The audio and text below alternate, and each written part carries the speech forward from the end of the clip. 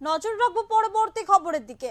শুক্রবার গভীর রাতে কুলপির ছাম্মামণি গ্রামে তৃণমূলের বুথ সভাপতির গাড়িতে বিস্ফোরণ, বোমা মজুত করে রাখা হয়েছিল বলে দাবি বিরোধীদের। অভিযোগ অস্বীকার করেছে তৃণমূল। শুরু হয়েছে রাজনৈতিক তরজা। দক্ষিণ চব্বিশ পরগনার কুলপি ব্লকের কুলপির ছাম্মামণি গ্রামে তৃণমূল কংগ্রেসের বুথ সভাপতি কুতুবুদ্দিন পাইকর গাড়িতে বিস্ফোরণ ঘটনাকে কেন্দ্র করে রাজনৈতিক চাপানোতর শুরু হয়েছে। বিজেপি এবং আইএসএফ এর দাবি, এলাকায় নাশকতার জন্য বোমা মজুত করা ছিল, সেই বোমায় বিস্ফোরণ ঘটেছে। 26-এর বিধানসভা ইলেকশন আছে, ওরা যে বোমা মজুত করছিল এটা তার প্রমাণ যে আগামী 26-এ ইলেকশনে এরা ভোট করতে দিত না। শুধু এটা দক্ষিণ গাজীপুরের ক্ষেত্রে নয়, সারা রাজ্য জুড়ে এই ঘটনাটা ঘটবে। আজকে পুলিশ কোথায়? আমরা পুলিশকে বারবার একটা কথা বলেছি যে এইগুলো হচ্ছে, নেতাদেরকে দেখুন, যারা এই সমস্ত সমাজ বিরোধী তাদেরকে আপনারা দেখুন, কিন্তু আজকে দেখছেন। আজকে দেখুন সেই কুতুবুদ্দিন পাইকের বাড়িতে আজকের বিস্ফোরণ ঘটে গেল, তাকে পুলিশ গাড়ি করে তুলে নিয়ে চলে গেল। এরপরে যদি প্রশাসন হাত গুটিয়ে বসে থাকে তাহলে কিন্তু আইএসএফ কিন্তু আর হাত গুটিয়ে বসে থাকবে না। অন্যদিকে শাসক দলের পঞ্চায়েত সদস্যর দাবি, তার কাকা এলাকার শাসক দলের পরিচিত মুখ, তাই বিরোধীরা চক্রান্ত করে এই কাণ্ড ঘটিয়েছে।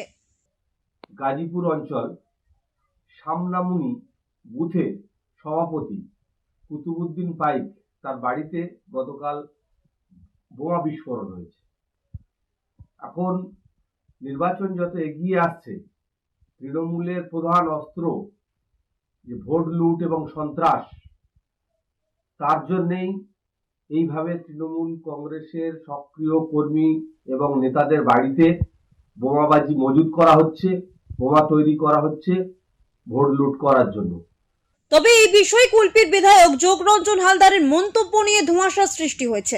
বিরোধীদের দাবি, সরাসরি লঙ্ঘন না করে তিনি বলেন বোমা মজুত হয়েছে কিনা তিনি খোঁজ নিয়ে তবেই বলতে পারবেন। তো কিন্তু আমরা তো কাউকে নিজেদের ভিতরে করছি না, সে দল কি বেদল কি, সে গ্রামে কোনো রাস্তাঘাট হোক, কোনো কিছু দেওয়া হোক, বা এই ঘর যে এসছে, তাহলে গ্রাম গোটা আমরা দিচ্ছি, আমরা তো কোনো করছি না।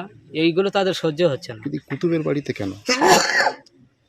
তা আমার চাচা এখন পরিচালনা করছে, আমি সদস্য, আমার চাচা বুথ সভাপতি এবং সংখ্যালঘু সেলের সভাপতি গাজীপুর অঞ্চলের। আমার চাচা পরিচালনা করছে বলে আরো বেশি হিংসা।